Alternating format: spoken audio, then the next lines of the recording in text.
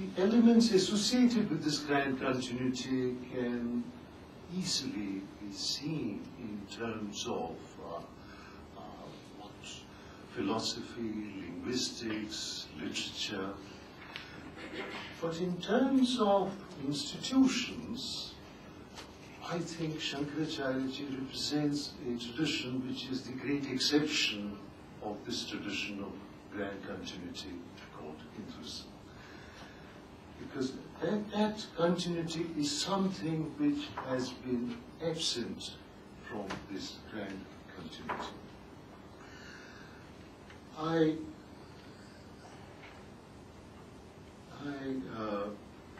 also wish to say something about the fact of the pursuit of distance between knowing and doing, which marks the sort of definitive first predicate in scholarly pursuit. That the business of the scholar is essentially, primarily, to know.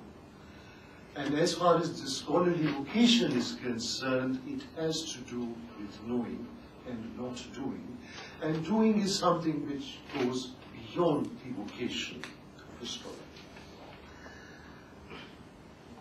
Now, I don't wish to posit a definition of religion, but one marker, it seems to me, of this idea of religion, which is exceedingly difficult to represent in any of the Indic languages, is the complete, irreversible fusion of knowing and doing. It is by bringing into a relationship of an inseparable kind the act, the possibility of knowing and doing, that this very grand and powerful artifact called religion, I think, comes into being. And an artifact so powerful that even in traditions where it did not exist, some would say even its substantive lineage did not exist, it is a form to which people feel compelled to not only respond, but respond in terms of defining a concept. But the paradox, I think, which runs through is that modern scholarship itself is premised on a pathos which arises from not only explaining doing, how things are done, but making a certain kind of doing possible. I mean, that is what making of the modern is.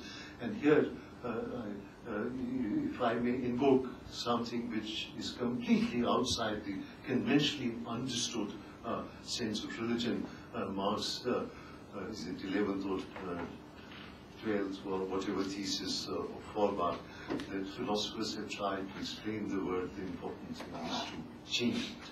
So the whole pathos of modern scholarship is premised on making a certain kind of doing possible.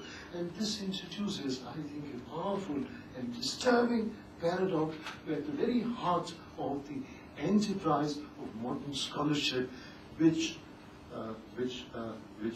seeks its legitimate ground in being able to create a clear distance between what is to be known and the one who gets to know it.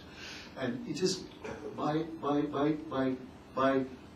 creating protocols, institutional, of method, that keep this distance alive, that the modern enterprise of scholarship seeks a universality beyond its own ambit.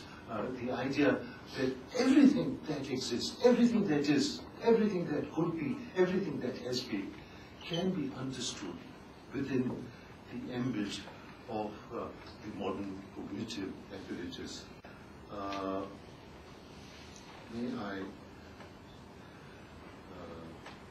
ask Shankaracharya ji to speak to us about whatever he wishes to speak to us, but I hope to be able to also hear something about what this modern cognitive ground, what this great enterprise of modern learning looks like as a possibility, not just as a fact, from the cognitive ground which I believe lies outside it and which he knows and about which he can speak, I know, with authority.